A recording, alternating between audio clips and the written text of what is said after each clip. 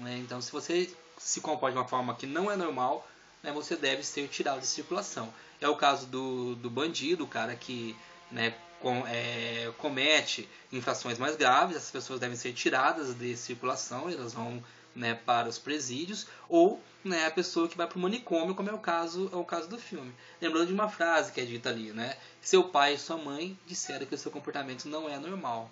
Então, se não é normal, quer dizer que é anormal e deve, então, assim, ser tirado de circulação de alguma forma, que é o que aconteceu com o Neto, né? Ele acabou, né, sendo internado num manicômio. Ou seja, o fato social, ele se expressa também pelo que não se deve fazer, né? É a forma como eu devo me comportar, mas também a forma como eu não devo também é a forma como eu não me comporto, né? De forma adequada, também é fato social, né? Então você não deve fazer isso, você não deve fazer aquilo, assim como você deve fazer isso, você deve fazer aquilo. E dependendo do grau, né, do comportamento inadequado, dependendo do grau da sua anormalidade, você vai ser tirado de circulação. Né? Nós temos vários casos, né? A gente viu como isso aconteceu, por exemplo, no nazismo, né? Quando a gente tem a questão dos campos de concentração, que é justamente para aquelas pessoas que são consideradas não normais dentro de um padrão estabelecido pelo nazismo, né? Ou os anormais. A questão da Inquisição também, né? Aquelas pessoas que são consideradas anormais dentro de um padrão estabelecido pela Igreja Católica no início da Idade Moderna também, né? Então as pessoas, elas são presas, são interrogadas e no limite elas são mortas, né? Torturadas e mortas. Isso aparece, por exemplo, no filme Carandiru, também outra dica de filme para vocês, né? Como que tem várias histórias que são contadas ali, né, e que demonstram como que algumas situações não são socialmente aceitas, essas pessoas são tiradas de circulação. E o legal do filme Carandiru é que ele mostra como que dentro do presídio estabelece novas normas, novas regras que devem ser seguidas. Então, o fato social também está ali presente, né, para eu poder viver naquela sociedade, né, naquela realidade que é dentro do Carandiru, eu tenho que me adequar também às normas, às regras, aos padrões estabelecidos, né, também o fato social está ali presente, né, então é interessante notar isso no filme, que fora, né, do presídio, né, na sociedade mais ampla, eu tenho um padrão de comportamento que é esperado, e dentro do Carandiru também, tá? Para que as pessoas pudessem conviver ali de uma forma adequada, para que elas pudessem sobreviver naquela realidade, regras tiveram que ser estabelecidas, não regras escritas, né? Mas que as pessoas tiveram que se adequar àquela realidade, sob risco também de serem mortas ou serem de alguma forma deixadas de lado e não conseguir viver naquela realidade. O que nós temos então? Uma imposição de comportamento. O problema é quando essa imposição não é aceita, que é o que aconteceu no caso do filme, né? Quando eu tenho a família, eu tenho a escola, eu tenho a polícia, tá? Eu tenho esses espaços que estão me demonstrando como eu devo me comportar, lembrando que são espaços de aprendizagem, mas também de punição. A família, ela nos ensina e nos pune, a escola nos ensina e nos pune, a polícia, né, ela nos ensina e nos pune, no trabalho, na igreja, tá?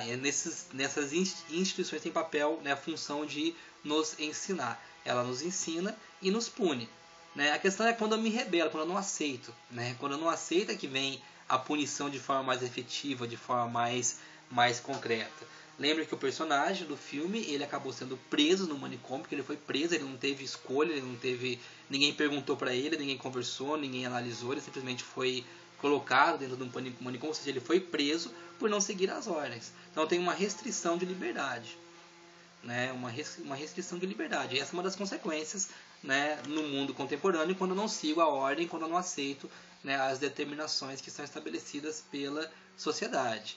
E no extremo, né, como a gente viu no nazismo, como a gente viu na Inquisição e como a gente vê no filme, se eu não sigo a ordem, eu não tenho nem direito de defesa, né? Então você vê que o personagem nem foi informado sobre o seu tratamento, né? Ele não foi informado sobre o que estava acontecendo, né? Então você vê que no extremo, nós não, né, quando eu não sigo a ordem, né, eu não tenho nem direito de defesa. É o caso da família, por exemplo, né? Quantas vezes o filho mais velho, ele acaba sofrendo uma punição, né, por conta de uma situação que aconteceu em casa, uma briga com o filho mais novo, e ninguém pergunta para ele o que aconteceu, né? Ou seja, você simplesmente tem que seguir a ordem estabelecida, ou você é punido, e muitas vezes no extremo você não tem nem direito a se defender, né, daquelas acusações que estão sendo colocadas para você.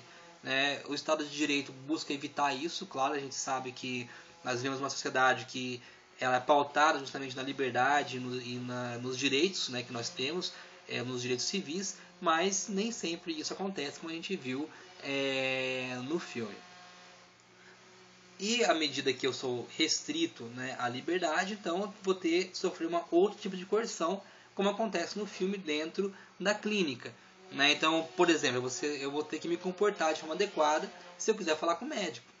Senão você não fala. Né? Se eu não me comportar, eu vou ser punido. Então, tomar remédio, eu vou sofrer, né, com a questão do choque, dos medos. Né? Então, nesse caso, a coerção ela se dá dentro também de uma instituição onde, né, está restringindo a minha liberdade. A coerção como medo, né, isso aparece claramente no filme. Então, o medo perpassa também todo o filme, os poderes que exercem, né, e que levam ao medo. Por exemplo, o pai, o médico, a polícia, né, se utilizam do medo para isso. Qual que é o resultado? Né? O personagem ele vai aprender a agir de acordo com o estabelecido, né, no meio em que ele está. No final do filme, vocês devem lembrar que ele aprende a viver dentro do manicômio. Né? É o sucesso da coerção. Né? Ele aprende a viver, ele sabe exatamente com quem conversar, como se comportar, até para adquirir algumas vantagens, né? Tanto com os médicos que estão ali, ou dos enfermeiros, ou das pessoas que estão ali para acompanhar e controlar as ações dos indivíduos que estão no manicômio, como com os outros internos também. Né? Ali passa a ser o ambiente de vivência dele. Percebam que ele não consegue mais viver fora do manicômio. Né? Ele não consegue mais se comportar. Lembre-se da cena quando ele vai na festa. Né? Ele não consegue se comportar naquele ambiente mais. Então ele só consegue viver e se relacionar com as pessoas dentro do manicômio, que passa a ser o ambiente dele. Né? A coerção teve tanto sucesso que ele passa a conseguir viver fora de sociedade. Né? Na sociedade, de uma forma mais ampla, ele não consegue viver mais. Né? Então ele vai desenvolver estratégias de convivência. Né? É o sucesso da coerção, como a gente estava dizendo. Ele é tratado fora do manicômio como criminoso e como louco. Né? E aí que a gente se pergunta, a sociedade, a clínica cumpriu seu papel? Né? Ou seja, tirou o indivíduo de circulação e colocou ele num ambiente onde eles conseguem viver dentro daquele ambiente? Essa é uma questão que a gente deve pensar. Né? Às vezes uma pessoa só consegue viver dentro do presídio. Né? Ou só consegue viver dentro de uma clínica. Não consegue mais viver em sociedade, só dentro de casa, né? Com um grupo restrito. Né? É a coerção. Então, aqui a gente pergunta a sociedade, ela cumpriu o seu papel? Né? Então, é uma coisa para se pensar.